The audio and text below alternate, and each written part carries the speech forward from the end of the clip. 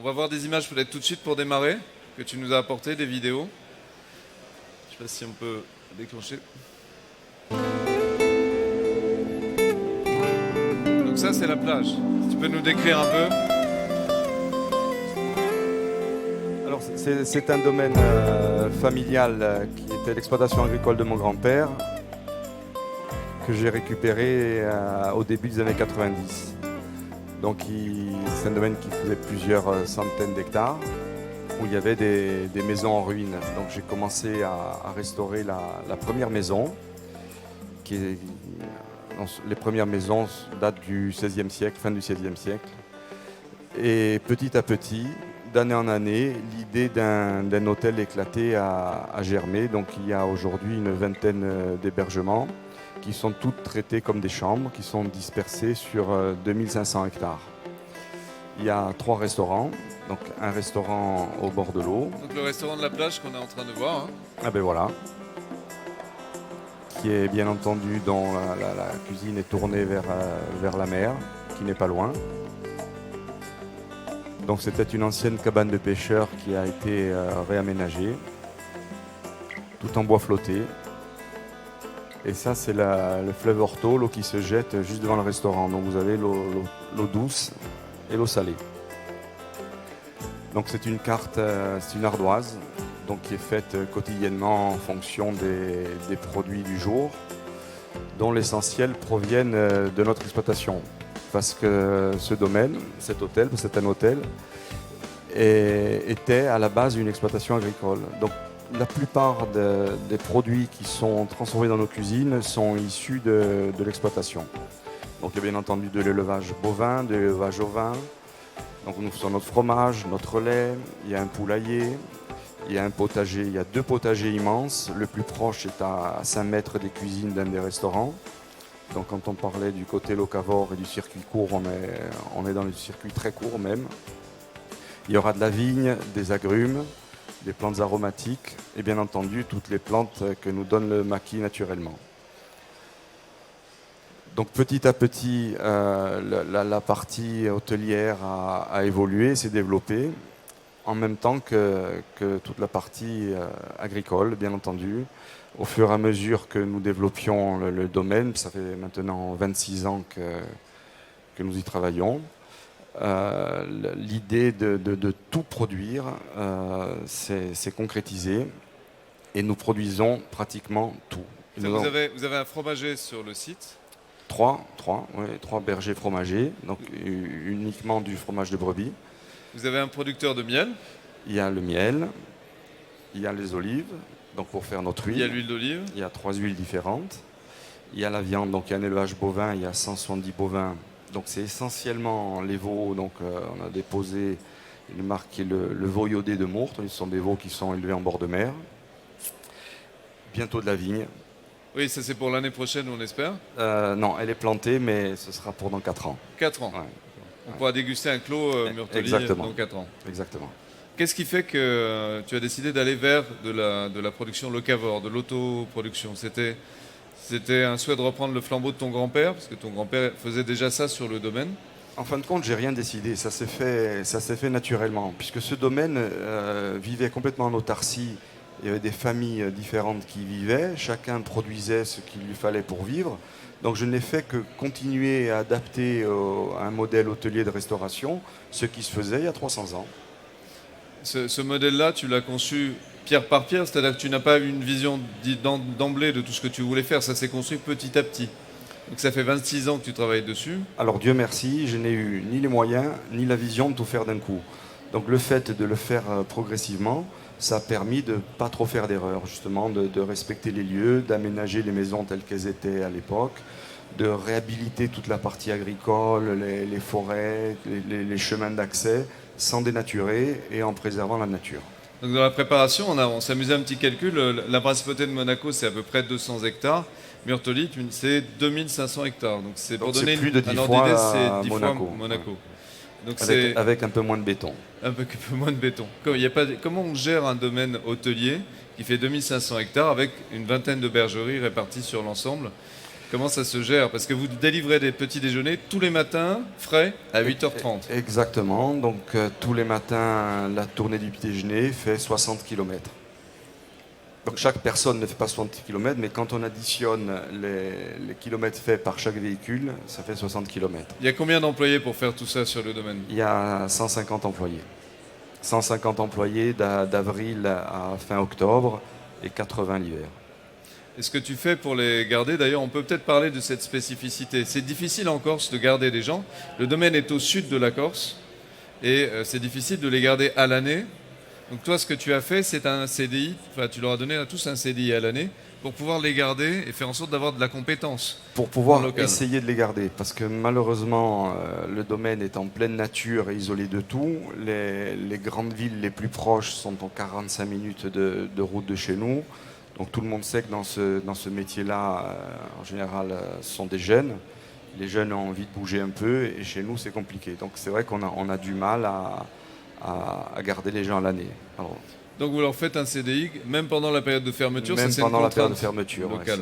C'était la condition qui a fait qu'on a réussi à en garder au moins les bons. Alors la gastronomie, c'est important pour le domaine. Il y a l'aspect locavore, vous commencez à servir les produits que vous cultivez. Et toi, tu as voulu très tôt t'associer à des chefs pour avoir... vous avez une étoile maintenant depuis 2 ans. Un des restaurants est étoilé. Et comment tu gères la gastronomie, encore une fois, sur un domaine aussi vaste? Et il y a 3 tables. Alors il y a 3 tables bien distinctes. Donc le restaurant de la plage que l'on a vu tout à l'heure. Il y a un restaurant qui est très rustique dans une grotte aménagée qui est tourné vers la cuisine de grand-mère corse. Et le restaurant d'un bâtiment qu'on appelle La Ferme, qui est à côté du golf, qui est tourné vers une cuisine plus gastronomique, mais réalisée avec l'essentiel de la production du domaine. Donc il y a un chef qui est intervenu, qui est Mathieu Paco. Bernard Paco aussi venu d'ailleurs.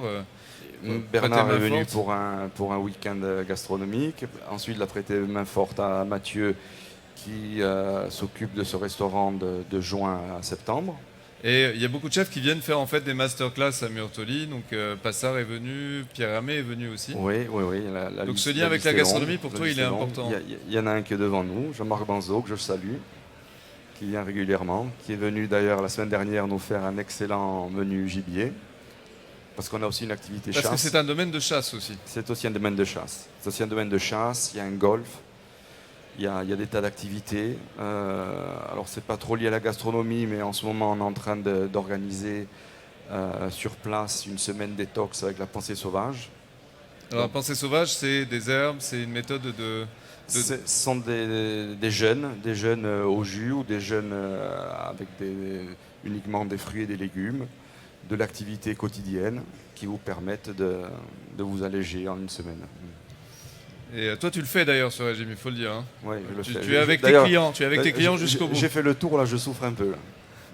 Et ce que tu es en train de faire, tu vas le transmettre à tes enfants, c'est déjà le cas. Tu n'es plus propriétaire du domaine en réalité. C'est déjà transmis. En fin de compte, avant d'être une activité commerciale, c'est vraiment un lieu qui est patrimonial. C'est que tu l'as hérité de ton grand-père? Je l'ai hérité de mon grand-père, qui m'a demandé, quel que soit mon avenir, de ne jamais me séparer de ce lieu. Donc quand mes enfants sont nés, j'ai transmis... donc mes enfants sont les nus propriétaires, je ne suis que l'usufruitier. Ils sont tous dans des écoles liées soit à l'hôtellerie, soit à l'agriculture. Donc ils vont reprendre le flambeau d'ores et déjà? Oui, dans leur tête c'est déjà fait, et à mon plus grand bonheur. Ils ont toujours travaillé dans le domaine, hein? Toujours. Pendant leurs vacances scolaires, ils nous ont aidés, ils ont toujours été très présents.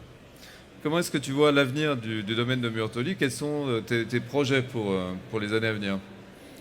Alors sincèrement, sur place, il n'y a plus trop moyen de se développer, parce que bien entendu, il n'y a pas de construction possible. La constructibilité est très limitée. Donc à part améliorer le service et développer encore tout ce qu'on a fait, je ne vois pas d'autre chose à faire. En revanche, développer ce type de concept pas loin ou en Corse, je suis en train d'acheter un petit domaine voisin qui est tout petit, qui fait 2 hectares, où il y a des vieux bâtiments, pour recréer ce que j'appelle des hôtels identitaires, c'est-à-dire réhabiliter les maisons avec des matériaux anciens pour recevoir nos hôtes comme s'ils vivaient dans des maisons d'antan. Oui, parce que ce qui est remarquable à Murtoli, c'est que vous utilisez uniquement des matériaux qui sont des matériaux anciens. Uniquement. Toutes les maisons ont été réhabilitées avec des matériaux de récupération. Alors, sur ces nouveaux projets, en gros, toi, tu as une vision aussi du développement en Corse. Peut-être qu'on peut en parler 2 minutes. Quelle est ta vision du développement touristique 2 en minutes, Corse? c'est pas 2 assez. minutes, c'est optimiste. Mais quelle est ta vision du développement en Corse touristique? Parce que ça, c'est un petit peu, je veux dire, ton interrogation sur l'avenir. Donner Alors, à tes enfants, tu veux le faire, mais Que ce soit en Corse comme ailleurs, on a l'impression que le tourisme de masse a une mauvaise image et nuit au tourisme que l'on voudrait tous, c'est-à-dire un tourisme de qualité, maîtrisé. Et en Corse, on commence à avoir cette prise de conscience parce que des sites naturels remarquables sont mis en péril à cause de la surfréquentation, que ce soit en bord de mer, les îles Lavezia Bonifacio, le Scandola sur la côte ouest, les aiguilles de Bavelle.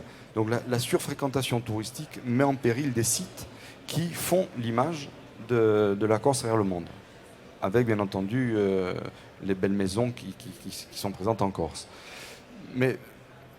Et cette surfréquentation donne une mauvaise image du tourisme en général, parce qu'on fait l'amalgame. Donc l'idée, c'est de commencer à donner une autre image de ce qu'est le tourisme et de la façon dont il peut être pratiqué. Parce qu'en Corse, on a souvent pratiqué un tourisme de cueillette, malheureusement, et ça n'a jamais été un tourisme choisi, ce qu'il faudrait que ça devienne rapidement. alors pour conclure, la prochaine fête à Murtoli, c'est le cochon lustral. Oui, alors c'est ce qu'on appelle... C'est une variété de cochon local. Oui, c'est le cochon noir et blanc, donc le cochon corse. Donc on organise un week-end sur ce thème-là. Donc il y a bien entendu l'abattage du porc. Pour ceux qui le veulent, on leur apprend à faire de la charcuterie. Donc mes éleveurs viennent sur place pour initier nos hôtes à fabriquer la charcuterie. Il y a un repas gastro rustique dans la grotte le vendredi et un repas gastro au restaurant de la ferme le samedi. Merci Voilà. beaucoup, Merci Pascal, à vous. on peut l'applaudir. Est-ce qu'il y a des questions pour Paul Canarelli sur le domaine de Murtoli?